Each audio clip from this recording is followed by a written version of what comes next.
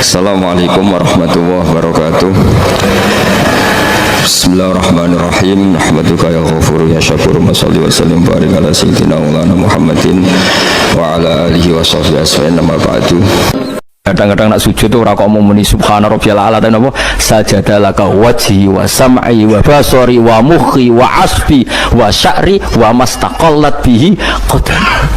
Jadi rambut itu disebut karena rambut kita ini juga hidup. Wong iso modot, paham kan? Iso kriting barang. Kowe iku bali lho nek sujud mergo. Nabi ku pirsa sujude napa? Rambuté. Paham ya? Tapi kita sujud ya Allah, meneh traweh sing ono 10 menit meneh aku gak tau. Iku hakikat ngawur.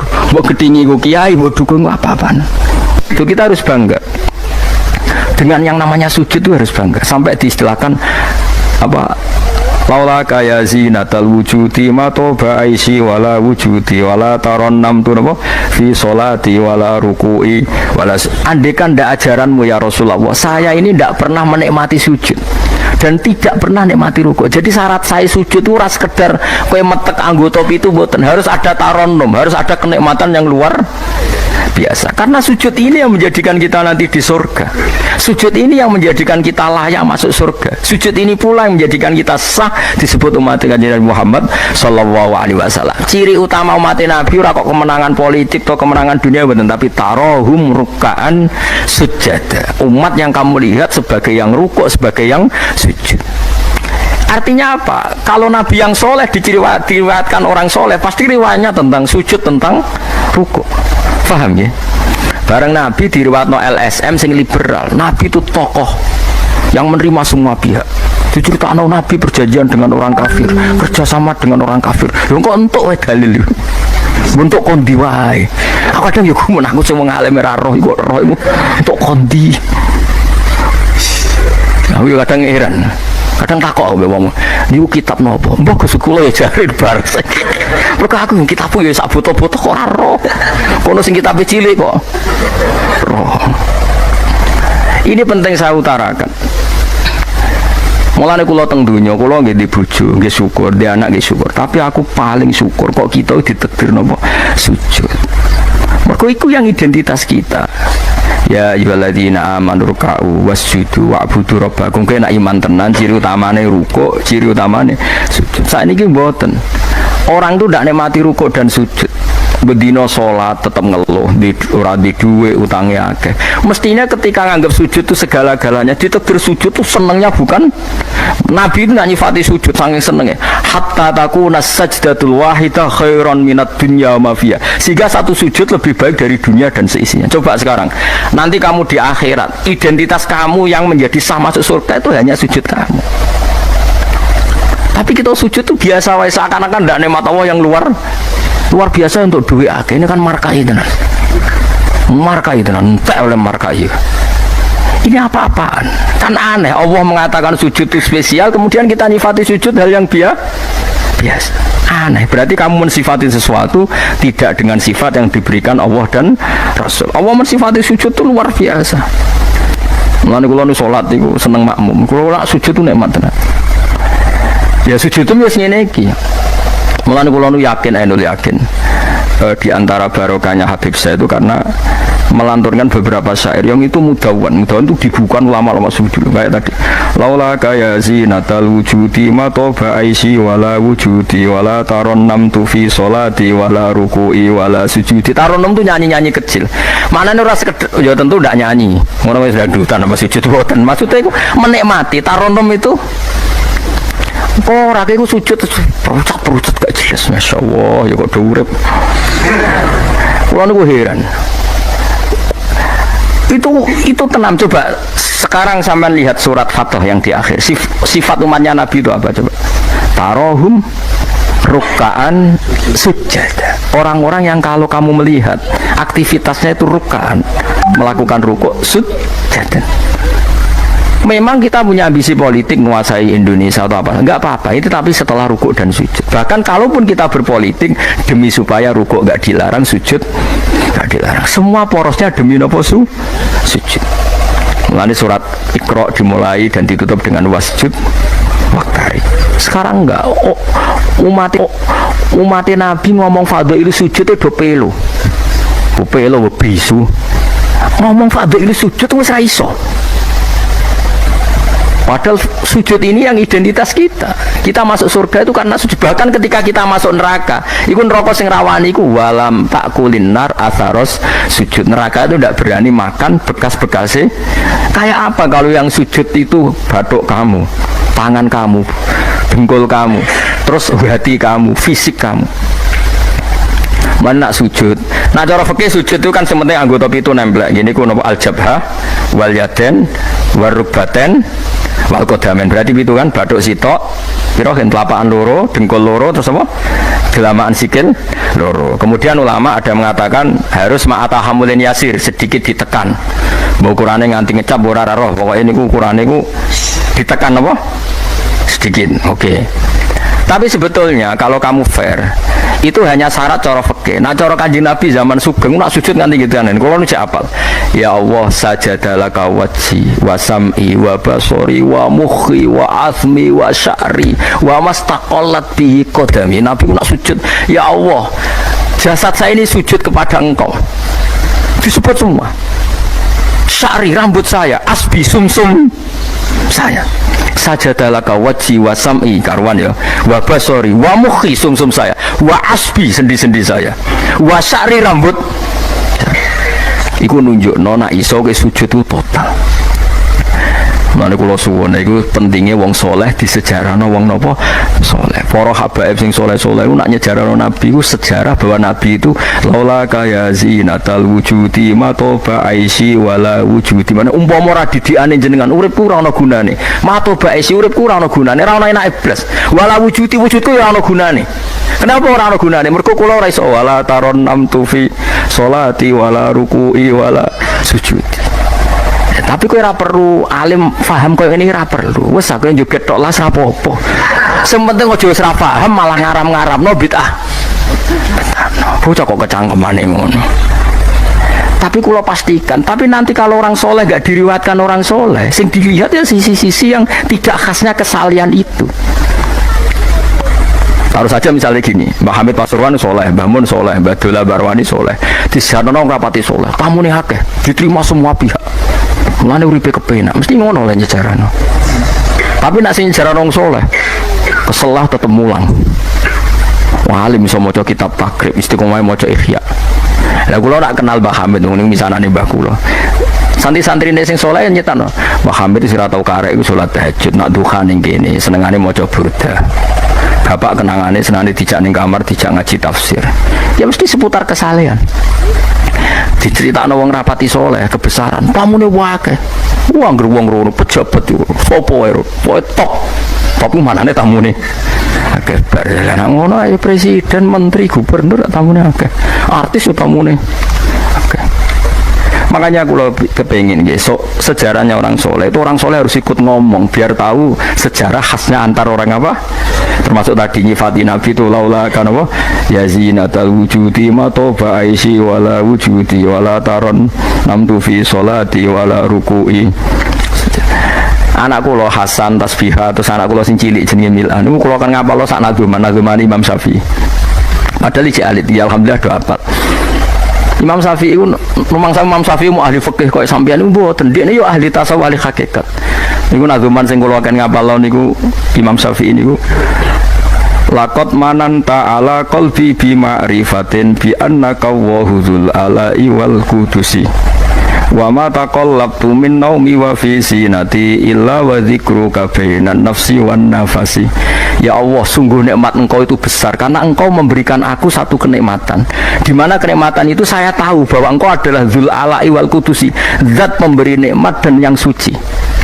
Wa ma taqallabtu min naumi wa fi sinati, kula niku turu ora tau molak-malik awakku.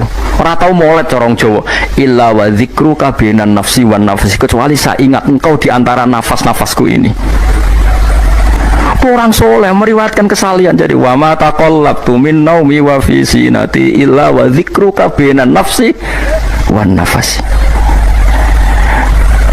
Jadi tapi enggak, sekarang agama itu diceritakan orang-orang yang gila politik, gila kekuasaan.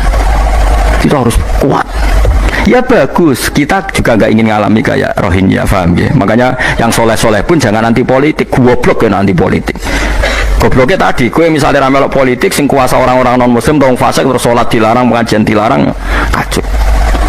Lo tenan, kalau ketua partai-partai politik cara kan nyucup kalau bukan biaya no gunanya. Tapi nak kon iman tak gelem bodoh ini bolak-balik. Tapi kita harus hormat biaya menjadikan Islam itu di Indonesia nggak dilarang-larang, nggak dikuyo-kuyo karena penguasanya adalah orang apa? Islam. Tapi coba imani teman-teman bodoh ini yo. Bolak-balik bos fatake raras pokoknya bongson. Makanya ini penting sekali. Makanya saya kemarin itu seneng banget sampai surat Sajdah. Ngaji kita adalah ditakdir sampai surat apa? Sajdah. Di mana surat ini mengatakan innama yu'minu bi ayatina alladzina idza dzukiru biha kharru sujada. Orang-orang mukmin sejati adalah orang ketika dibacakan ayat Allah itu langsung nopo? Sujud. Tentu sujud ini bisa sujud fisik kayak kita pas sholat, termasuk bisa sujud pikiran, sujud hati, sujud macam-macam. Mulane kanjeng Nabi kadang-kadang nak sujud tuh ora kok muni subhana rabbiyal a'la dan apa sajadalaka wajhi wa sam'i wa basari wa mukhi wa asfi wa sya'ri wa mastaqallat bihi qadam. Jadi rambut itu disebut karena rambut kita ini juga hidup. Wong iso motot, paham kan? Iso keriting barang. Kowe ku bali lho nak sujud mergo. Nabi ku pirsa sujude napa? Rambuté. Paham ya? Tapi kita sujud ya Allah, meneh traweh sing ana 10 menit ngono aku gak tau. Iku hakikat ngawur. Mbok gedhingi ku kiai, mbok dukun apa-apaan. Tapi wong sing makome ngene iku nek iso iku dadi imam. Kok nanti wonten cerita teng daerah kula wong saleh alim dadi imam. Imami Jumatan. Bareng sujud lali. Wali wong ngenteni itu lho diarani mati ra mati. Akhire muridé bidul kowe. Mbah sampun. Batal saat Jumatan. Semenjak itu dia mengundurkan diri dari imam nopo. Tapi kowe kan gak ngarah sujud nganti ngono. Mulane wong nak salat iku aja nganggo makome sinten wong khawas. Dan sarah kula tiang-tiang nak saleh ngimami yo nganggo makom sing adna. Dindekno makome. Lah engko nak pas bengi-bengi tahajud nganggo makom kelas A. Sekali salat iku wis lali. Masyhur. Sampe tak critani salate Kanjeng Nabi nak sholat itu Aisyah turun ning ngarepe. Ya mantang-mantang ngono ning ngarepe. Ayo Aisyah. Mulai bolak-balik matur Nabi ora digon sholat kok kowe ora. Nek kowe kan digon sholat tapi ora tau sholat. Nabi ki sing digon sholat ya nggon turu ning nggon sare ku digon sholat. Aisyah ya sare teng mriku. Masyhur riwayat Mukhadri kok. Jare Aisyah. Oh Nabi nak ngadeg suwe tak sembujuk sikilku tak delonjorno. Mergo Nabi nak sujud apa nak ngadeg iku minimal 200 ayat. Kulhu mau berang ayat. Rong atau saya ngono cek nangis. Fama marra min ayati adzabin illa sta'adza minhu wala marra bi ayati maghfiratin illa istaghfar wa ma marra bi ayati tasbihin illa sabbaha wala bi ayati tahmidin illa hamada wala bi ayati takbirin illa kabbara. Setiap lewat ayat tasbih dia baca tasbih, setiap lewat ayat istighfar dia membaca. Jadi misalnya subbihisma rabbikal a'la subhanallah subhanaka ya Allah. Mau pas maca ayat intu azibhum fa inna ibadu ya Allah lakal hamdu wa lakal mulku ya Allah wa ma'fuan nangis. Jadi Aisyah ngerti paling suwe tak sodoro sikilku. Barang kok ape sujud lagi sikilku tak tarik, tak pengkeretno. Mulane jare ka'annahu lam ya'rifna qattu. Nabi itu ketika ndak salat itu teman kita. Tapi nek wis salat seakan-akan ndak kenal kita. Sampai sahabat itu bingung, Nabi wis salat ning masjid. Sahabat nyun sewu sing sok kenal sok parek. Nabi itu ya talawan, wajahnya rubah kabeh. Ka'annahu lam ya'rifna. Nabi itu ndak kenal kita kalau mau salat. Saking haibahnya mau sowan Allah Subhanahu wa taala. Tapi setelah salat baru Nabi happy. Dan Nabi itu rindu sholat, masyhur itu Nabi kalau banyak masalah itu sampai takok-takok Aisyah. Ya Aisyah, Bilal kok gak rene-rene? Maksudnya qomat atau azan. Ketika Bilal teko, sowan ya Bilal, arifna bis sholat, arifna bis sholat, masyhur. Arif ngekek istirahat atau siro Bilal nak kita bis sholat. Ayo Bilal aku nang istirahat no nganggo sholat. Jadi Nabi yang ngerti roh dunia sumpah. Iku istirahatnya iku. Mulai sebut waqurratu aini fis sholat, tenangi hatiku. Nah kok terus di umat aja di duwe iki umat apa? Ya umat sing kumat, ya siku jawaban umat sing kumat. Lah ya meskipun kira iso nglakoni tapi tak critakno nek ke wong saleh iku disejarahno wong saleh ben ijek sambung. Dan saiki Rasulullah itu sayyidus sholihin. Sayyidus sholihin sing diceritakno Quran sifate umat iku tarahum ruk'an sujud. Saiki umat sifate tarahum yatlubunal mal wa yatlubuna kadza wa kadza yatlubunal jah wa riyasah. Jadi sok ben cara umpama Quran kok iso dikarang sifatnya ora tarahum rukaan sujada sifat umatnya ngalor ngidul golek duit kuwi seneng disifati ngono gak seneng dan kalau suwun ngaji surat sajdah niki kula umpama pantes nuntut Pak Rumanto tak nyembelih sapi mergo syukuran surat napa sujud tapi kok kowe syukur perkara mangan sapi ku ya elek mlane ra usah wong ngaji kok syukur perkara nyembelih apa sapi mlane ra usah. Kulo nu khatam Kyai Kambe disyukuri, nganti saiki ora disyukuri. Angen-angen ya bener ra disyukuri. Ben syukure mergo khatam hitam ora perkara nyembelih sapi. Tapi insyaallah kuat asline kuat. Bangune ra kuat sakmene iki urunan 5.000 cukup. Golekno sapi kuru ampun. Terus sapi sing wis kesemper. Tapi kula suwun ya mulane kula suwun aja geman mengabaikan sejarah versi wong soleh. Termasuk versi ya tiang-tiang soleh saking kalangan habaib, sing kalangan ulama pokoknya tiang-tiang nopo soleh itu khas, cara seneng Nabi itu khas. Kowe iso nyifati Nabi kayak tadi laula kaya zinatal wujudi mato ba'isi wala wujudi wala taron namtu fi sholati jajal kanjeng Nabi versi wong-wong politikus malah diseru Nabi itu pemersatu pan Arabik. Dulu Arab itu gini-gini, selatan Nabi iku ya sifatnya Nabi tapi gua apa mbok omah ngomongno kowe sujud ora iso kok ngomong ndok dinti. Pertama Iqra turun ya wasjud.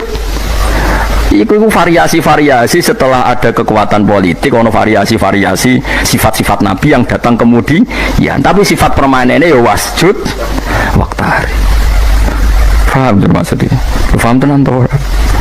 Paham ya alhamdulillah. Soalnya nanti nggak paham ya bawa paham. Penyenang no guru, penyenang no guru ibadah. Pokoknya eling-eling surat Fatah ya. Saya akhir nama tarohum rukaan sujada. Walahum lan ora nate wong akeh yung dzuruna dikai tempo sapa wong akeh. Yum haluna tegese dikai tempo sapa wong akeh li taubatin krana tobat au ma'diratin utawa ngekeki alasan. Fa'arid mongko mengo sira anhum sanging kufar wan tadzir lan ngenteni ana sira misale inzalal adzab ing turune siksa bimiklan kufar innahum sa'dana wong kafir ya muntadziruna ngenteni sapa wong kafir bika ing sira wong kafir ngenteni misale hadis samautin ing terjadine kematian atau anyare kematian au qatin utawa terjadine pembunuhan. Bismillahirrahmanirrahim. Afaman kana mu'minan kaman kana fasiqo afaman kana mu'minan kaman kana fasiqal la yastawun ammal ladzina amanu wa amilus solihati falahum jannatul ma'wa nuzulam bima kanu ya'malun wa ammal ladzina fasaqu fama'wahumun nar kullama aradu ay yakhruju minha u'idu fiha wa qila lahum dhuqu 'adzaban nar Zuku azaban naril ladzi kuntum bihi tukadzibun. Afaman kana, afaman ana ta utahi wong. Wong sapa wae, kana kang ana sapa man. Ana iku mukminan, iku wong sing mukmin, sing percaya kebenerane Allah lan Rasul. Iku kaman kaya dene wong kana kang ana sapa man iku fasikon, iku wong sing fasik utawa wong sing kafir. Kula baleni malih. Afaman ana ta wong kana kang ana sapa man iku mukminan mukmin. Manane mukmin iku benerno apa sing digawa Allah lan Rasul. Iku kaman kaya dene wong kana kang ana sapa man iku fasikon iku fasik utawi kafir. La yastawun, ora padha sapa wong mukmin lan wong fasik. Ail mukminuna tekse pira-pira mukmin wal fasikuna lan pira-pira fasik. Ammal ladzina amanu anapun te wong sing iman wa amilul lan nglakoni sapa alladzina as-solihati ing pira-pira amal saleh. Wong iman lan nglakoni amal saleh falahum mongko iku berhak, mongko iku kedue alladzina amanu jannatul ma'wa te entuk swarga kang dadi panggonane, utawa swarga-swarga kang dadi nggon panggonane. Nuzulan tur hale tumurun. Hale dadi sogatan, hale dadi penghormatan.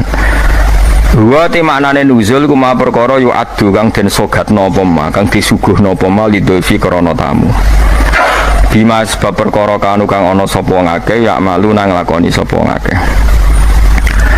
Wa amal ladina anapun te wong akeh fasaku kang padha fasik sapa ladina. Fasik ku maknane fasik. Mriki fasik bil kufri fasike kelawan kafiran.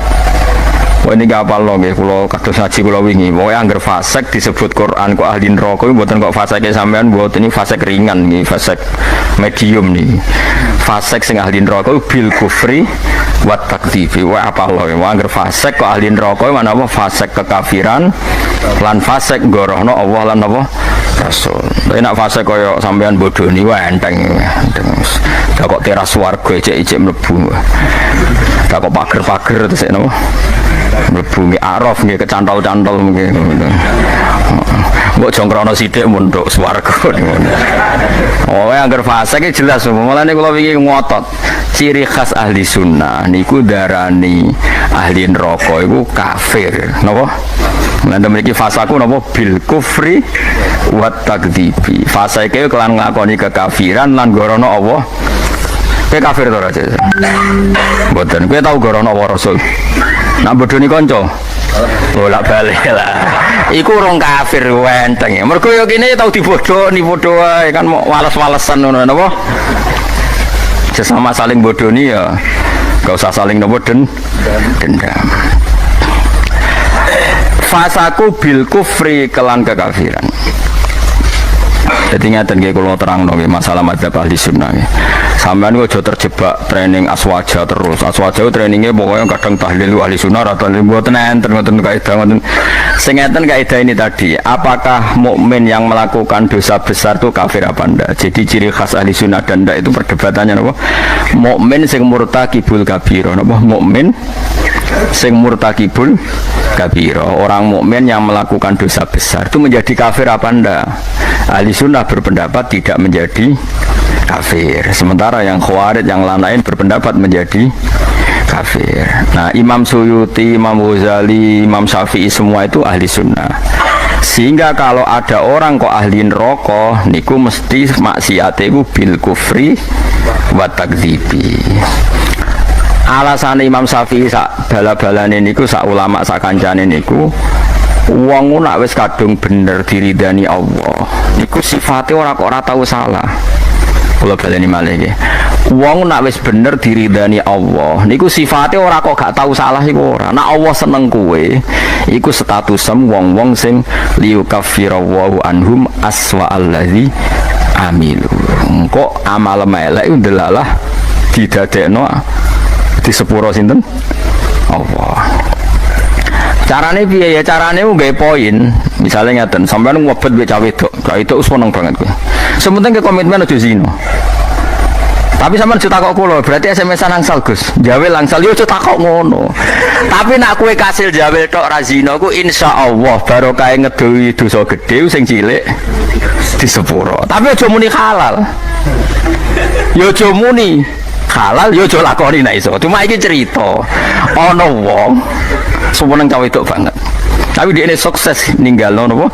Zina. Tapi ora sukses ninggalo jawe, lu tuh SMS-an misalnya. Tapi kowe jumni halal lho ya. Wong kula ora muni halal kok mbok riwayatno halal. Niki rak ngaji ilmu. Mergo di antara jatah di sepuro apa alladzina napa mboten niki intastanibu kaba'ira matun hauna anhu iku nukafir angkum sayiatikum. Nak kowe sukses ngilangi sing gedhe insyaallah muga-muga sing cilik iku di sepuro. Misale kula gubething ruhin, maksimale kan mateni.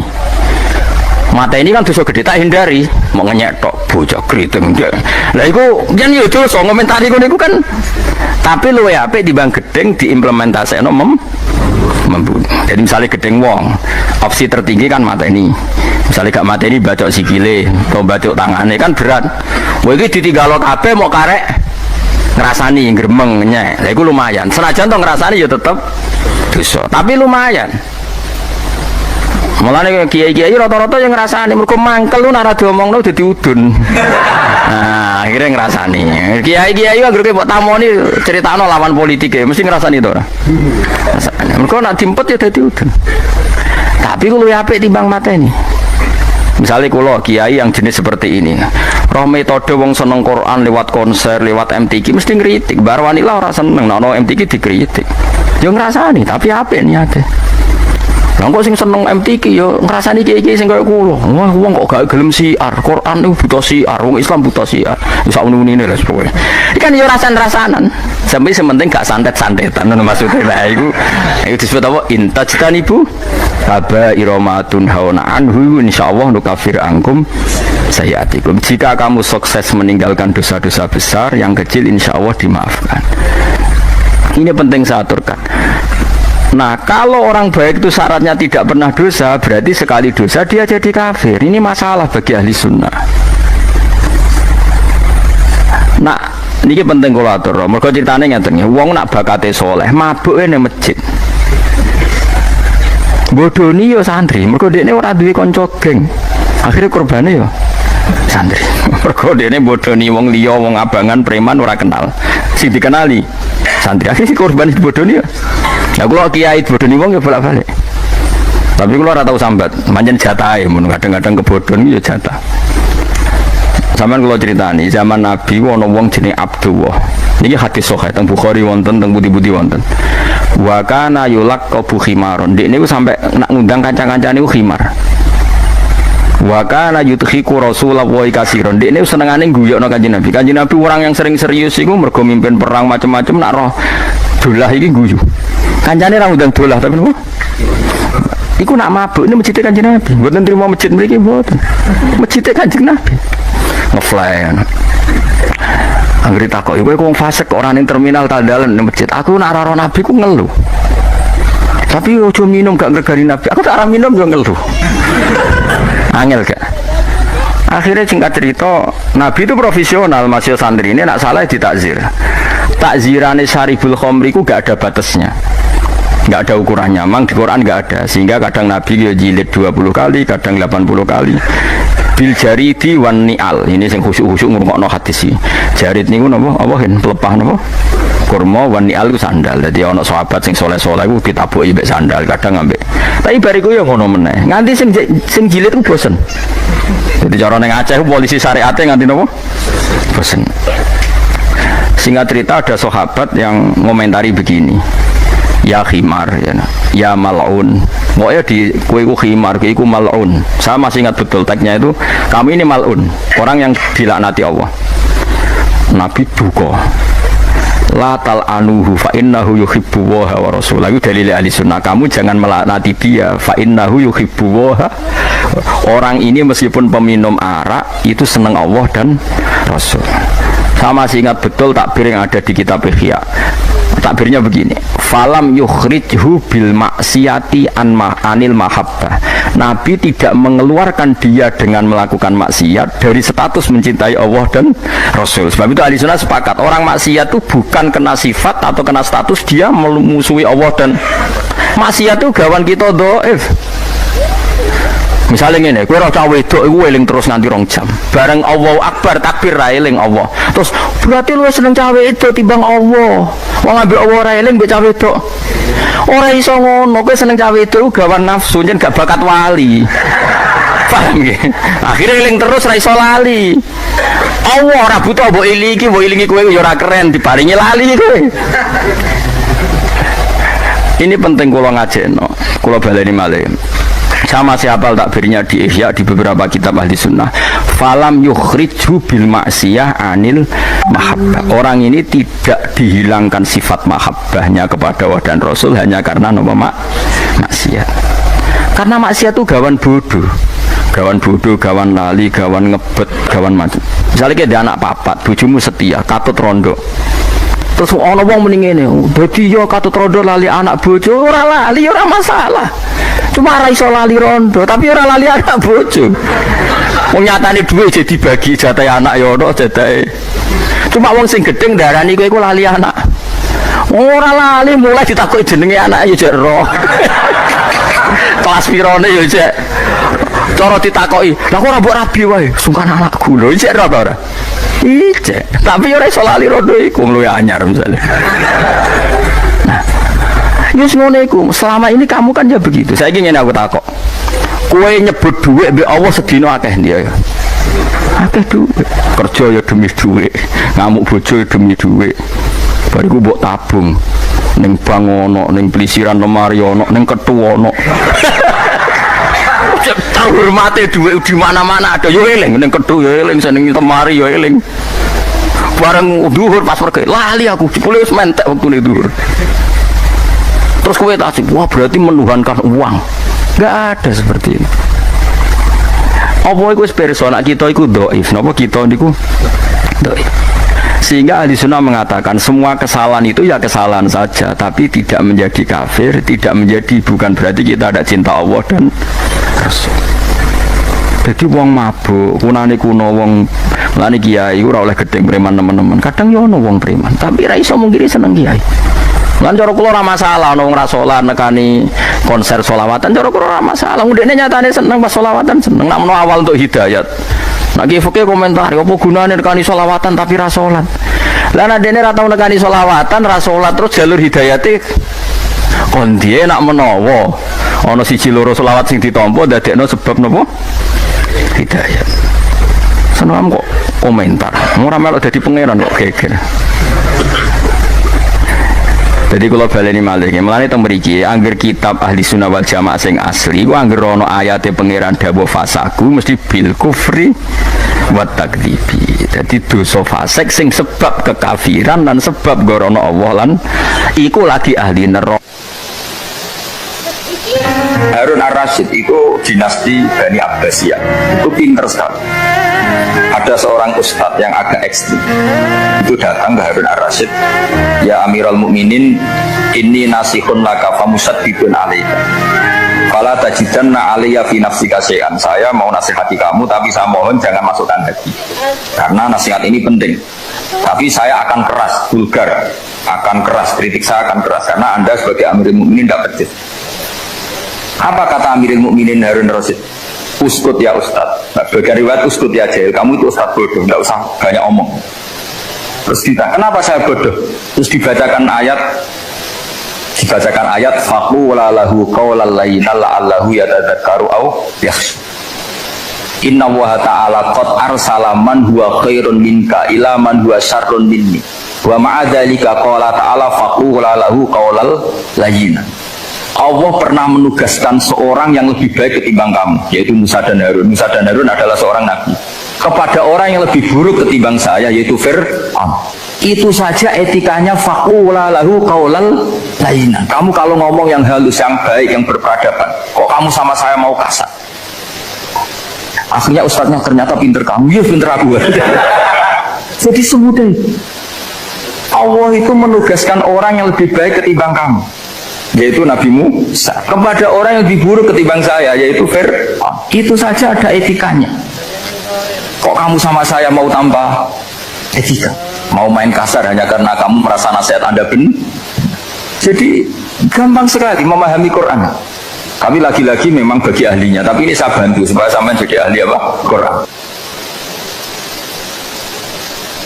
Ada sekian problem dalam memahami Quran, terutama kalau lewat terjemah. Problem itu bisa gawat betul, memang bukan gawat-gawatan tapi gawat betul. Misalnya ada ayat begini dan terjemahnya pasti begini. Fa'ainama tuwallu fasamma wajhullah. Kamu menghadap mana saja, di arah manapun, di sana ada ridhonya. Itu kalau hanya pakai terjemah, tentu menjadikan kita sholat bisa menghadap ke timur, ke barat, ke utara, dan ke apa? Selatan. Saya cerita sedikit tentang asbabun nuzul. Memang tema sekarang tentang asbabun nuzul. Dulu Rasulullah SAW ketika di Mekah itu sholat menghadap Ka'bah. Tapi setelah pindah di Madinah, di mana Madinah itu ada komunitas Yahudi dan Nasrani, Rasulullah itu menghadap ke Baitul Maqdis. Kira-kira 16 bulan, 16 sampai 17 bulan. Semua riwayat itu kisarannya hanya 16 sampai berapa? 17 bulan. Sehingga orang Yahudi itu bilang begini, Muhammad ini baiklah, meskipun dia membawa agama baru, tapi kiblatnya masih ikut kita, masih baik kan? Setelah 16 bulan, Nabi diperintahkan Allah untuk menghadap ke Ka'bah.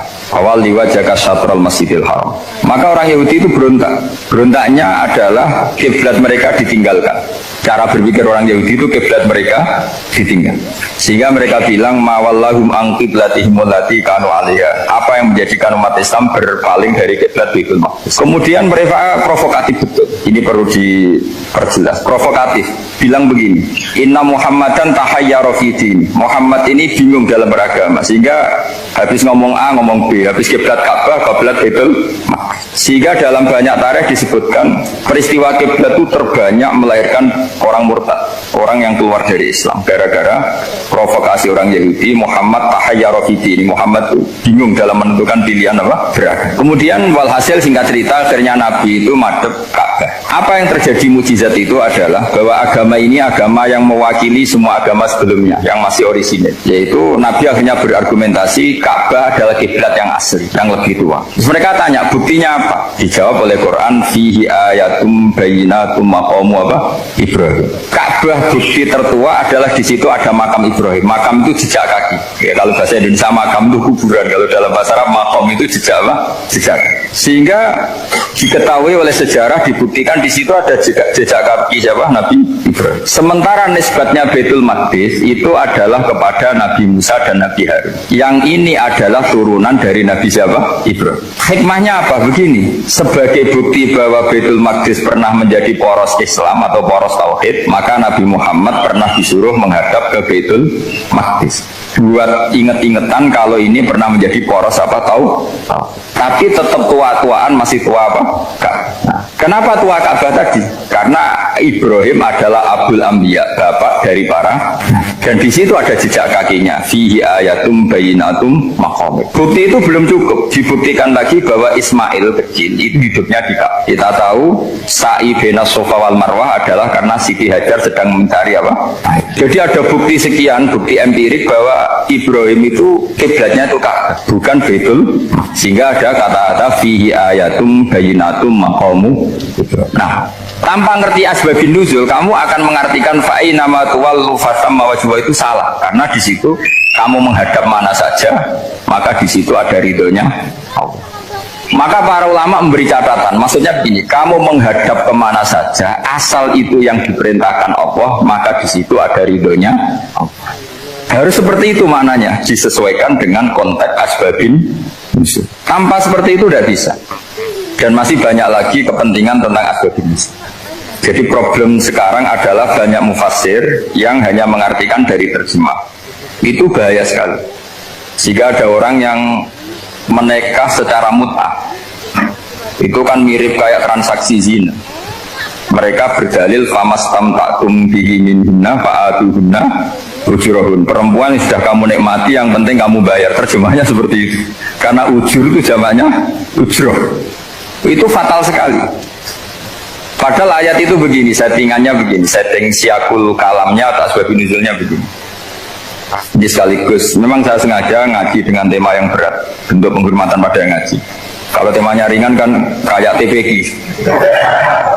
Begini asbabun nuzulnya begini. Wal muhsanatu minan nisa, yang awal juz 5 itu, ya kita santai aja, yang awal juz 5 itu sebetulnya maktuf, diatafkan pada ayat hurrimat alikum ummahatukum wa banatukum wa akhwatukum wa ammatukum wa kholatukum wa banatul akhi wa banatul ukhti. Jadi perempuan yang haram dinikah itu ada 7 yang faktor nasab, yaitu siapa? Ibu, putri, saudara putri, bulik dari bapak, amah itu bulik dari bapak, kholah itu bulik dari ibu, keponakan dari saudara lelaki, keponakan dari saudara perempuan. Ini disebut haram karena nasab gen. Kalau orang Jawa bilang hanya 4 karena ngitungnya bulik baik dari bapak maupun ibu. Kalau orang Jawa bilang kan bulik terus keponakan dihitung 1. Padahal ada keponakan dari saudara lelaki, ada keponakan dari saudara apa? Perempuan. Wa banatul akhi wa banatul ukhti. Terus kedua, haram karena rodok. Kita tahu dalam hukum Islam rodok adalah sama dengan nasab. Jadi ibu yang pernah menyusui kamu berarti jadi ibu kamu, dan saudara sepenyusuan berarti menjadi saudara kamu. Ini disebut wa ummahatukumul lati arda'nakum wa akhwatukum minar rodok. Terus ketiga, haram karena musoharoh, karena besanan. Jadi pagi ini misalnya saya nikah dengan Sri, bilang qabil tu nikah wa taswijaha bil maril matur. Setelah nikah dengan Sri ini otomatis ibunya dia menjadi mertua. Otomatis haram saya apa? Nikah. Ini namanya haram karena musuh. Atau kamu punya anak Zaid. Zaid pagi ini akad dengan Sri. Berarti Sri adalah menantu Anda. Otomatis haram bagi Anda. Itu namanya haram karena musuh, karena bisanan. Itu yang disebut waroba apa haram-haram itu kan saat terus itu wa ummahatu nisaikum, apa ibu dari istri-istri kamu. Memang ini agak jelimet, tapi memang syaratnya mufassir harus biasa jelimet. Jangan hanya nyari partai ayat-ayat untuk kepentingan partai. Wah itu ngeri. Kacau Quran dipakai kampanye. Terus itu berarti sudah 3 kan? Haram karena nasab, karena rodok, haram karena musuh. Terus yang keempat ini haram yang bukan karena sebab pada seorang perempuan tapi karena istri orang. Itu disebut wal muhsanatu minan nisa. Haram menikahi perempuan yang masih milik orang lain. Nah, orang lain yang menikahi ini istilahnya Allah adalah lelaki yang menikahi perempuan ini adalah lelaki sing muhsinina ghairu musafihin, secara nikah yang sah. Nah, nikah yang sah itu begini dalam hukum fikih Islam. Saya nikah dengan Sri, kalau hanya akad, itu saya wajib bayar mahar hanya separuh. Jadi kalau saya janji bayar 1 miliar, berarti wajib bayar berapa? 500 juta. Kalau janjinya 100 juta, hanya bayar 50 juta. Itu yang wajib bil akdi. Nanti wajib sepenuhnya nunggu bil jima. Kalau ada hubungan intim, baru wajib 100%. Jadi kalau ada di Jawa, nikah dengan seperangkat alat sholat, itu yang atasannya tok, itu wajib karena akad. Nanti bawahnya nunggu setelah hubungan apa? Intim. Nah, ini hukum Quran, bukan hukum saya. Makanya kan wa in talaqtumuhunna min qabli an tamassuhunna, terus fanis suma faradtum, hanya wajib bayar setengah. Nah, perempuan yang sudah diajak hubungan intim itu kata Allah fa'atuhunna ujurahun, maka wajib kamu bayar Jadi ayat itu tentang perempuan yang sudah dinikah, kita harus bayar berapa? Harus bayar penuh. Ini penting saya utarakan. Nah, problem kita sebagai orang Indonesia, ini juga problem Pak On, problem semua kiai. Mahar di Indonesia itu nggak bisa dibahas di Quran karena keterlaluan, kecilnya itu keterlaluan. Saya ini kan kiai, sering ngakatkan tuh sampai bosan, seperangkat alat sholat itu ngawur sekali. Ini mbak harus nggak mau gitu. Saya provokasi minimal itu ya berapa? 100 juta berapa? Pantasnya berapa? Pantasnya berapa? 10 gram itu berapa nilainya? Kan 1 gram 500.000, baru 5. Ya sudah mendingan itu 10 gram. Quran itu bayangannya gini, sambil latihan, yang hafal-hafal biar latihan. Jangan dapat beasiswa karena hafal tapi nggak jelas juntrungannya. Quran tuh bayangannya gini, ini nggak mungkin Quran ini bisa dibaca di Jawa. Wa in aradtum istibdala zawjin makana zawji wa ataitum ihdahunna qintaran fala ta'khudhu minhu syai'a. Jika kamu nikah sama seorang perempuan, kemudian kamu cerai, maka mahar yang sudah kamu berikan jangan ambil lagi. Karena mahar di Arab itu mahal, 100 juta, kadang mobil Alfa, kadang GMC. Sehingga setelah menceraikan tuh kebayang menarik. Kok enak, dulu saya memberikan itu kan karena dapat servisnya, sekarang sudah saya cerai, saya tarik. Kalau mahar di Indonesia kan seperangkat alat sholat. Jadi gak kebayang ada kalimat fala ta'khudhu minhu syai'a, jangan ambil lagi. Kebayang ngambil aja enggak? Apalagi kalau nikahnya sudah 2 tahun kan sudah lusuh, sudah. Tapi kalau di Arab itu kebayang karena mahal. Makanya orang Arab suka nikah orang Indonesia karena murah. Jadi bahasa kintoron tuh harta yang nggak ternilai. Wa ataitum ihdahunna kintoron, yang nggak ternilai, mahal betul. Itu pernah saya hitung, ada yang mahar itu 400 juta, ya sekira segitu. Nah makanya setelah dicerai Allah memperingatkan, setelah kamu kasihkan ya jangan minta lagi.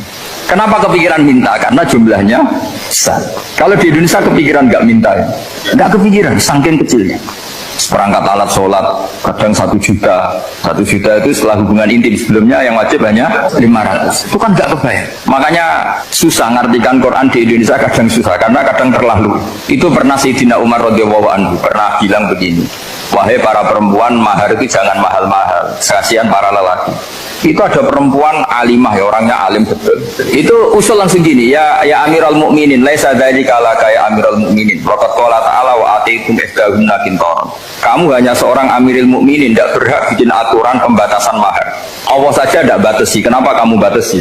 Sehingga dulu yang namanya nikahnya Sulaiman Agung atau Jamaluddin siapa Ratu Agung, kalau hadiah ya sampai tas mahal itu kan dari bahasa Arab mumtaz mahal. Mumtaz itu istimewa, mahal itu dia punya istri yang sangat dicintai, dikasih hadiah mumtaz mahal. Terus ilat Jawa jadi apa?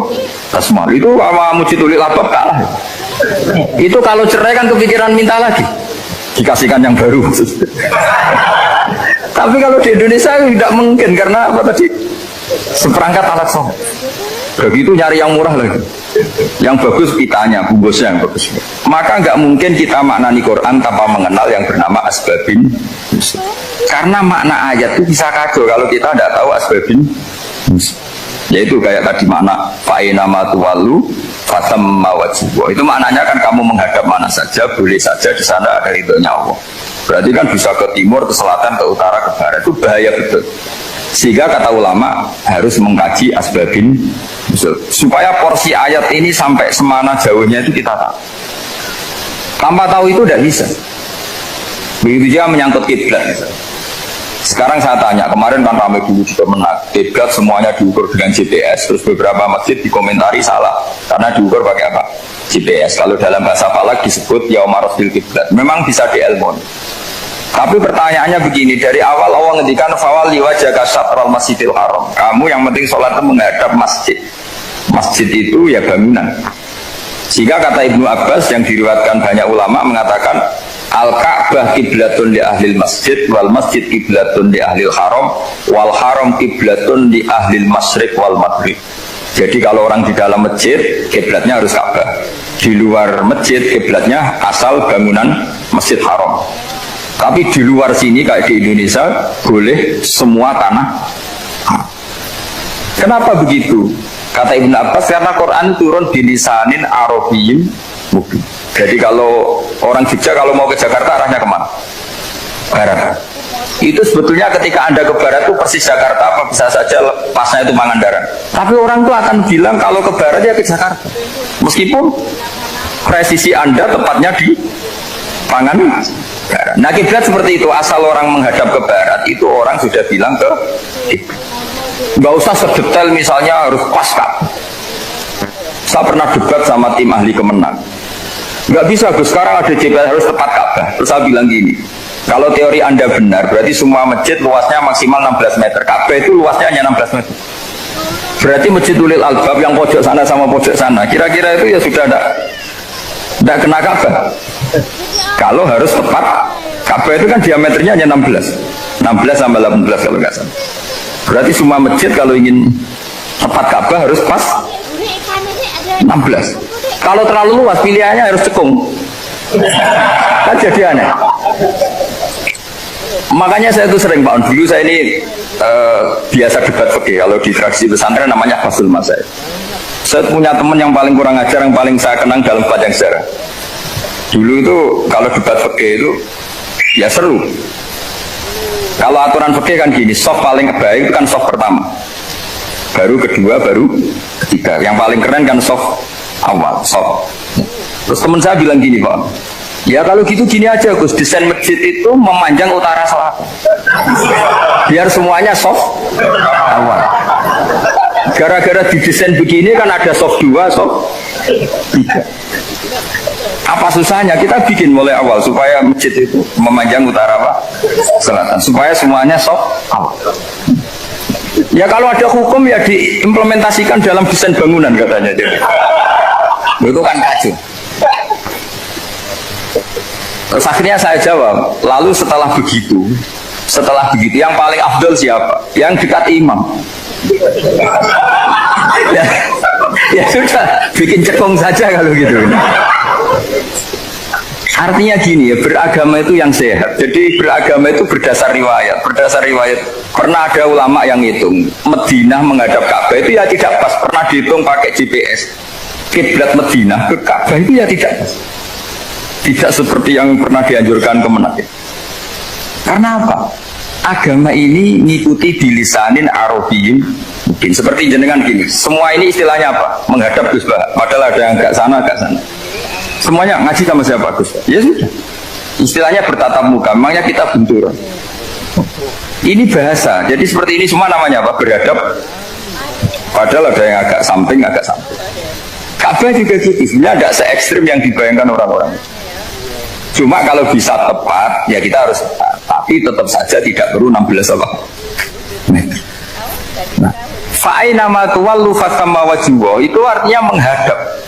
Menghadap itu menghadap arah. Makanya Allah tidak ada fawal liwajhaka nahwal Ka'bah, tapi fawal liwajhaka syatrul Masjidil Haram. Jadi ini penting saya utarakan supaya kita familiar dengan istilah-istilah Quran. Istilah Quran itu gampang. Nah, kalau kita kaji itu kan. Problem kita tidak pernah mengkaji, jadi semuanya asing. Kalau kita mengkaji itu gampang sekali. Saya punya sekian cerita betapa pentingnya mengkaji Quran. Harun ar-Rasyid itu dinasti Bani Abbasiyah, itu pinter sekali. Ada seorang ustadz yang agak ekstrim, itu datang ke Harun ar-Rasyid, ya Amirul Mukminin, ini nasihun laka famusaddidun alaika. Fala tajidanna aliyya fi nafsika syai'an. Saya mau nasihati kamu tapi saya mohon jangan masukkan hati. Karena nasihat ini penting. Tapi saya akan keras, vulgar, akan keras, kritik saya akan keras karena Anda sebagai Amirul Mukminin tidak pedes. Apa kata Amirul Mukminin Harun Rasyid? Uskut ya Ustaz. Bagian riwayat uskut ya jahil. Kamu itu Ustaz bodoh, tidak usah banyak omong. Terus kita, kenapa saya bodoh? Terus dibacakan ayat faqula lahu qawlan layyinan la'allahu yatadzakkaru aw yakhsha. Inna Allaha ta'ala qad arsala man huwa khairun minka ila man huwa syarrun minni. Wa ma'a dzalika qala ta'ala faqula lahu qawlan layyinan. Allah pernah menugaskan seorang yang lebih baik ketimbang kamu, yaitu Musa dan Harun. Musa dan Harun adalah seorang nabi. Kepada orang yang lebih buruk ketimbang saya, yaitu Fir'aun. Itu saja etikanya faqula lahu qaulal layyinan. Kamu kalau ngomong yang halus, yang baik, yang berperadaban, kok kamu sama saya mau kasar? Akhirnya ustadznya ternyata pinter kamu, ya pinter aku. Jadi semudah itu. Allah itu menugaskan orang yang lebih baik ketimbang kamu, yaitu Nabi Musa, kepada orang yang lebih buruk ketimbang saya, yaitu Fir'aun. Itu saja ada etikanya. Kok kamu sama saya mau tambah etika? Mau main kasar hanya karena kamu merasa nasihat Anda benar? Jadi gampang sekali memahami Quran. Tapi lagi-lagi memang bagi ahlinya. Tapi ini saya bantu supaya sampai jadi ahli apa? Quran. Meskipun ngajinya sebulan sekali. Sudah sebulan sekali tidak punya kitabnya. Sudah. Jadi ulama dulu kalau belajar Quran itu gampang sekali. Saya berkali-kali cerita. Yang kitab saya baca di rektorat itu namanya Syajaratul Ma'arif. Itu kalau cerita bikin judul itu enak sekali. Babuna fil ibad bikulil bilad. Bab seseorang di mana saja hidupnya harus bermanfaat. Terus dalilnya itu hanya mengutip makalahnya Nabi Isa, wa ja'alani mubarakan ainama kuntu. Ciri utama seorang nabi apa? Saya di mana-mana adanya berkahi orang lain. Jadi berkah bagi orang lain. Maksudnya tidak jadi problem bagi orang lain. Artinya kamu hidup entah di Jogja seperti Pak Ono orang Jember, saya orang Lembang, hidup di Jogja manfaat, di Jember ya manfaat, di mana-mana. Saya pernah di Korea seminggu ya manfaat. Saudara kita TKI yang di Korea ya manfaat, di sana bikin masjid, bikin apa. Karena ngendikane Allah menceritakan Nabi Isa siapa? Wa ja'alani mubarakan ainama kuntu. Saya adalah orang yang di mana-mana berkah. Artinya manusia eksistensinya harus seperti itu, hidup di mana saja berkah. Gampang sekali memahami Quran. Pernah Imam Syafi'i ditanya, kalau kamu nggak kehilangan air, nggak ada air di satu daerah, cari-cari dulu sampai nggak ketemu. Setelah nggak ketemu air, baru kamu boleh tayamum. Imam Syafi'i ditanya, apa dalilnya harus mencari dulu? Kalau nggak ada air ya langsung tayamum saja. Kenapa harus cari-cari dulu? Jawabnya Imam Syafi'i itu gampang sekali. Qala ta'ala falam tajidu ma'an. Kemudian kamu tidak menemukan air. Di mana-mana tidak menemukan setelah mencari. Kalau belum mencari namanya tidak tahu. Kan ayatnya kan falam tajidu ma'an. Kemudian kamu tidak menemukan air. Tidak menemukan tuh nyari dulu apa langsung ambil sikap? Nyari dulu baru kesimpulannya tidak ketemu. Kalau belum pernah nyari namanya tidak tahu. Segampang itu lama dulu memahami Quran karena konstruksinya utuh. Yaitu mereka tahu betul bahwa Quran itu bilisanin Arabiyyin. Ketika Futuhat Syam dulu itu dikuasai tentara Romawi. Era Sayyidina Umar Futuhat. Yerusalem dikuasai tentara Islam. Itu awal Sayyidina siapa? Umar radhiyallahu anhu. Ketika Futuhat mau ada pesta besar-besaran.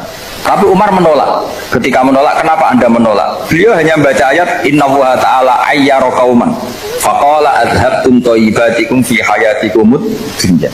Allah itu mengkritik satu komunitas kaum yang zaman di dunia menghabiskan semua kenikmatan. Maka kita tidak perlu syukuran besar-besaran. Jangan-jangan jatah kita di akhirat kita habiskan di dunia. Itu adhabtum thayyibatikum fi hayatikumud. Semudah itu. Semudah itu ulama.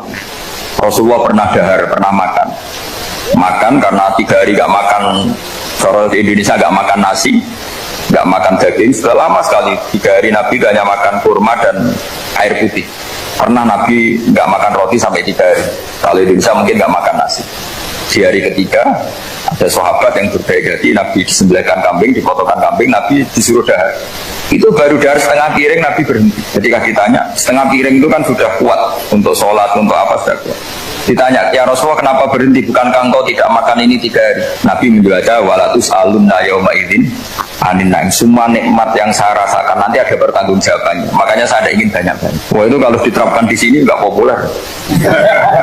Makanya saya tahu gayanya ngaji Quran itu nggak siap dengan konsep-konsep Quran ini. Jadi segampang itu orang dulu. Nah karena apa ya itu tadi? Mereka tahu asbabun nuzul. Quran itu diturunkan dalam konteks apa? Lafaz ini arahnya kayak apa? Mutlak muqayyadnya kayak apa? Muhkam mutasabihnya kayak apa? Nasah mansuhnya kayak apa? Nah sedikit saya cerita ini mungkin contoh terakhir. Supaya agak lama-lama, nanti bingung kalau lama. Yang bingung ya saya. Bingung cara memahamkan. Jadi kalau guru itu kan bingung cara memahamkan. Kalau murid bingung cara memahami. Nggak tahu tingkat kebingungannya sama. Kalau guru itu bingung cara memahamkan. Kalau murid bingung cara. Jadi ini pertemuan 2 kelompok bingung. Yang satu bingung cara memahamkan, yang satu bingung cara. Kalau orang ekstremis bingung cara merusak suasana, itu nggak benar itu. Ada loh.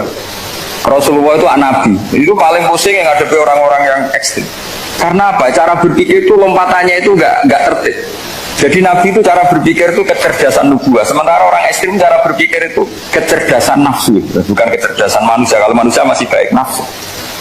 Misalnya begini, kalau dalam tradisi nubuah itu, saya dengan Pak Anu berteman lama, mulai tahun 2000 berapa. Itu kalau Pak Anu bertamu ke saya, harusnya tidak usah tak kasih makan, karena sudah dekat. Tapi kalau kenalan baru itu dikasih makan, disangoni. Jadi Nabi itu perilakunya agak unik. Akhirnya ada orang yang cara berpikir itu dangkal. Ya Rasulullah ini tidak fair. Yang iman lama tidak diservis, yang iman baru diservis. Cara berpikir Nabi begini. Seorang Ansor itu kan sering memberi Nabi. Perjuangannya Nabi ditopang orang apa? Ansor. Donatur lah, kira-kira orang Ansor itu donatur. Donatur itu keren. Karena donatur itu artinya al-yadul ulya khairum al-yadis. Sehingga ketika Nabi sudah menguasai negara, menguasai Mekah, Medina, sudah futuhat, itu orang Ansor tetap nggak diservis. Yang diservis Nabi itu orang-orang baru masuk Islam, disebut wal mu'allafati qulubuhum atau Islam mu'allaf. Ada 1-2 orang yang protes, tentu yang nggak pinter, bukan protes pasti tidak pinter. Wong iskal-iskalnya sendiri, kotaknya nggak sampai-sampainya sendiri, orang lain disuruh jawab. Makanya di sini tidak ada tanya jawab. Nanti iskal-iskal kamu sendiri, bingung-bingung kamu sendiri, saya disuruh jawab. Berarti Gus Pak nggak mau ditanya, ya memang nggak mau karena nanti jawab sendiri aja, nanti pinter sendiri, kapan-kapan pinter sendiri. Akhirnya tanya begini, cara tanya gini, ya Rasulullah, ini nggak fair. Orang sudah Islam lama setelah negara terbuka milik Anda, setelah kita menang, setelah kita menguasai negara, tidak kamu servis. Sementara yang baru Islam kamu, Nabi itu bertanya senyum-senyum, rileks saja. Lama-lama tambah ekstrim pertanyaan. Kata Umar, ya Rasulullah saya beri izin untuk membunuh orang ini. Umar itu pikirannya karena mangkel lo Nabi. Nabi jangan. Kalau kamu bunuh nanti apa kata orang banyak? Inna Muhammad dan yaktul ashabat. Dikira Muhammad membunuh sahabatnya. Nabi masih mendengar. Komplainnya masih mendengar. Lama-lama Nabi memberi penjelasan. Kamu ini orang Ansor. Kamu biasa memberi saya, memberi dana perjuangan. Memberi itu hebat. Saya tidak ingin menurunkan grid Anda. Grid sebagai pemberi, berarti kelasnya elit, sekarang menjadi penerima. Itu tidak bagus. Itu betapa Rasul ini namanya kecerdasan nubuah. Kalau orang biasa memberi, biar memberi saja, supaya dia tetap heroik, tetap patriotik, tetap keren, karena mentalnya pemberi. Jangan sampai dari mental memberi kemudian mentalnya peminta. Jadi kalau Pak On jadi tim suksesnya Pak Jokowi, dia tidak minta-minta. Kalau dulu kampanye, ya kampanye saja, biar memberi terus nggak pernah minta, meskipun akhirnya ya gelong. Tapi Nabi dulu tidak gitu. Jadi orang Ansor itu nggak pernah diservis, padahal jasanya kayak gitu, supaya kelasnya tetap kelas elit, yaitu pemberi, penanggung. Nabi gak ingin orang Ansor turun grade menjadi penerima. Orang-orang yang cerdas nubuah menerima konsep Nabi seperti itu. Tanya sama Pak On, saya dan terjemahan UI itu puluhan tahun sama Pak Jun. Itu beliau ke kontrakan saya ke rumah beliau. Tidak pernah berharap apa. Saya sangat tertutup. Bukan apa-apa ya, kalau ingin memberi saja. Kontribusi saya pada Al-Quran, saya tidak kepikiran mendapat. Supaya heroik. Tapi orang-orang yang cerdas amatir tadi, ini nggak fair. Wong yang memberi lama kok dapat servis sedih. Nah, sekarang itu problem zaman akhir sudah mulai seperti itu. Nah, orang ini namanya Dzul Khuwaisirah. Ini yang nanti punya anak turun Khawarij. Khawarij itu orang yang ibadahnya hebat, tapi cara berpikir dengan buah salah. Orang lagi Khawarij itu orang ibadahnya hebat, tapi cara berpikir buah salah. Nubuah itu unik. Nubuah itu cara berpikir tadi. Apa ya? Melihat sesuatu yang benar biar benar terus itu. Yaitu tadi, mental memberi itu ya biar memberi terus, tidak usah di-share. Maka ketika Abu Bakar jadi khalifah Rasulullah, itu ada sistem kepegawaian. Itu gajinya Umar yang sudah Islam lama, gajinya Abu Bakar yang sudah Islam lama, itu sama Abu Sufyan sama, padahal Islamnya Abu Sufyan baru setelah di Mekah, kira-kira baru setahun. Terus diprotes sama orang-orang, ini Islam lama kok gajinya sama Islam yang baru setahun kok sama. Kata Abu Bakar, fadhailuhum indallah, mereka punya kelebihan Islam lama itu indallah, nanti balasannya biar surga. Kalau di dunia sesuai profesinya. Artinya profesi, kalau penjaga kantor ya berapa, kalau dosen berapa, pokoknya ya sudah. Dan itu diterima oleh sahabat, semuanya menerima konsep itu. Era Umar agak dibalik. Abu Sufyan kira-kira gajinya 1 juta, yang lainnya yang menangi Nabi mulai awal gajinya 10 juta. Ditanya, ya Umar, kenapa ini jadi rubah seperti kebijakan Abu Bakar, tidak seperti Abu Bakar? Jawabnya Umar lucu. Fawwah la usawwi baina man qatala Rasulullah wa baina man qatala ma'a Rasulillah. Demi Allah, saya tidak akan pernah menyamakan orang yang dulu merangi Rasulullah, yaitu Abu Sufyan, dengan orang yang selawase dari Rasulullah, yaitu Sayyidina Ali dan sebagainya. Ini penting. Artinya ketika gajinya orang saya seperti Ali radhiyallahu anhu itu tinggi, itu bukan karena lamanya Islam, tapi karena lamanya iman.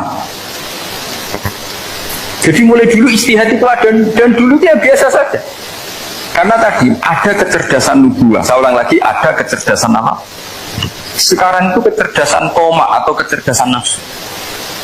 Itu kalau sampai ngaji kitab tasawuf, itu bab bakhil itu tidak ada. Menurut kitab tasawuf, medit itu tidak ada, kikir itu tidak ada.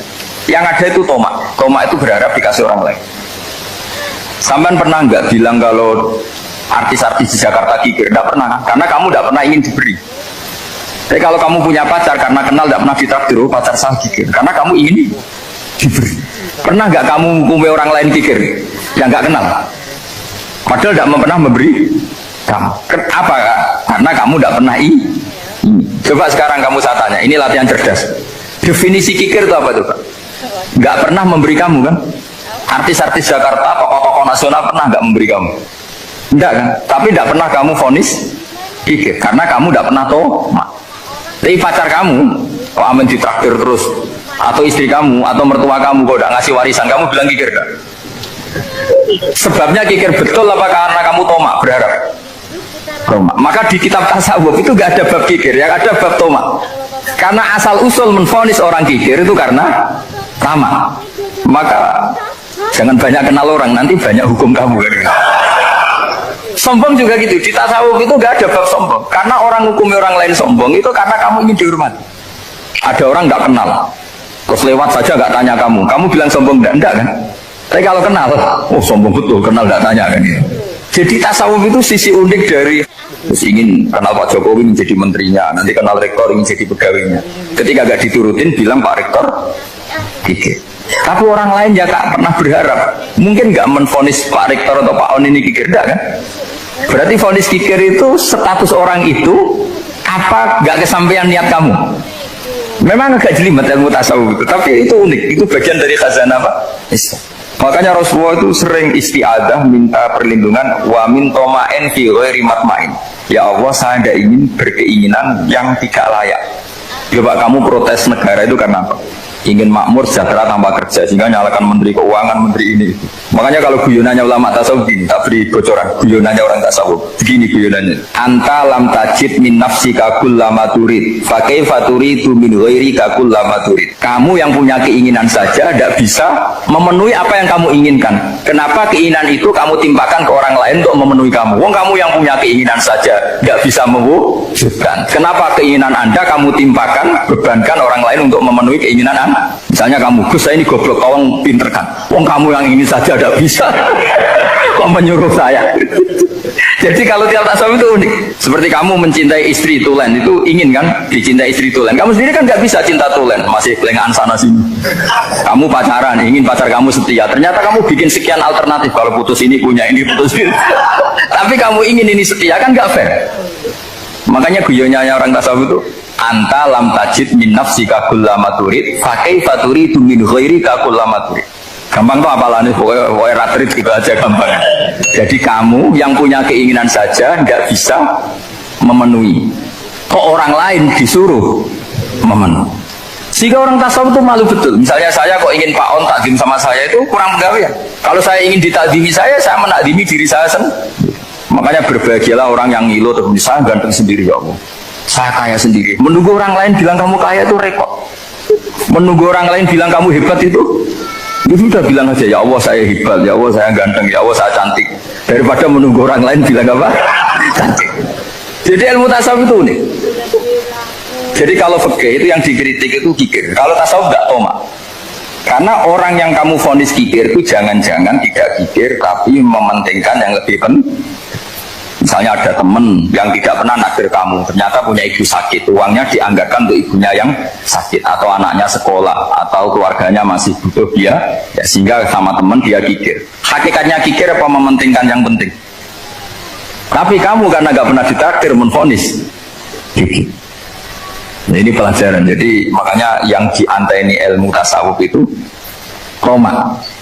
Jadi kalau dalam bahasa Indonesia bukan kikir. Karena vonis kikir itu akan disematkan orang yang tidak kesampaian hajatnya. Makanya bapak saya itu, keluarga Kiai itu ajarannya itu yang penting jangan berharap dari orang lain. Ini Pak On saksinya, saya dulu benahin terjemah itu nggak pernah ingin diperlakukan seperti ini. Ya ngaji aja. Karena pikirannya keluarga Kiai itu sederhana. Kalau ngamal ya ngamal saja. Ngamal itu heroik. Makanya buyut-buyut kita semua ini kan pahlawan semua. Membela negara Indonesia jadi merdeka. Ya nggak pernah kebayang jadi presiden menteri. Tapi sekarang nggak, ngamal sedikit saja harus jadi menteri. Jadi ini bahaya kalau dalam kelangsungan bernegara, karena orang biasa transaksional. Awal negara ini dibangun berdasar heroik, bukan berdasar apa? Transaksional. Tapi sekarang orang akan membiasakan itu. Apa-apa itu transaksional. Ini tidak bagus untuk kelangsungan bernegara. Apalagi kelangsungan beragama. Sehingga seperti saya ini masih punya desa-desa binaan di Sragen, di pedalaman Papua sekalipun. Saya punya santri banyak di Papua. Itu kalau cerita itu unik-unik. Itu mau Jumatan, itu nggak ada orang Papua. Sudah datang setengah 12, itu datangnya 3 jam. Di situ mau ketemu santri 3. Akhirnya mereka tanya gini, Pak. Pertanyaannya itu, Gus, boleh nggak Jumatan orang 3? Secara fikih Syafi'i kan harus orang 4. Kemudian mereka tak bilang, buat sholat duhur saja. Mereka nggak mau. Mau Jumat-Jumat kok duhur. Harinya kan Jumat, masa sholatnya? Sehingga kita yang jadi kiai akhirnya nyari fikul madzhabil arba, nyari fikih madzhab. Ternyata Imam Malik membolehkan orang 6, ada yang bilang 12. Yang penting keceluk jamun itu kelompok. Kalau 3 kan belum keceluk apa? Belum disebut apa? Ini penting saya utarakan supaya kita berjuang itu bukan karena selfie seperti ini. Tapi yang namanya dakwah itu menjadikan orang tidak tahu menjadi tahu, termasuk kepada desa-desa tertinggi. Sama, yang namanya menteri itu pembantu presiden untuk memenuhi kebutuhan rakyat banyak. Sekarang misalnya menteri pertaniannya itu hebat, cerdas, tapi petani nggak mau nandur padi, mau apa itu? Coba yang membantu ketahanan pangan itu para petani mau nanam padi apa karena menteri pertanian? Karena petani mau nanam, ya sudah GR saja, kita pembantu presiden semua. Karena ikut menyumbangkan ketahanan pangan. Tapi kamu kan nggak digaji, kita keren, ngamal tambah harap gaji. Ini penting supaya Anda itu nggak hati kecil gitu. Ikut menyumbang negara tanpa ingin dapat gaji. Keren nggak? Nah, itu nubuah. Apa? Nubuah. Orang Ansor itu seperti itu. Sehingga ketika Rasulullah wafat dan ada kompetisi kepemimpinan, itu orang Ansor gak ikut. Sudah kita makmum saja, silahkan dibagi di saking baiknya orang Ansor. Nah, makanya saya ulang lagi ya. Kecerdasan nubuah ini yang nggak difahami orang Khawarij. Orang Khawarij cara berpikir yang kerja banyak harus dapat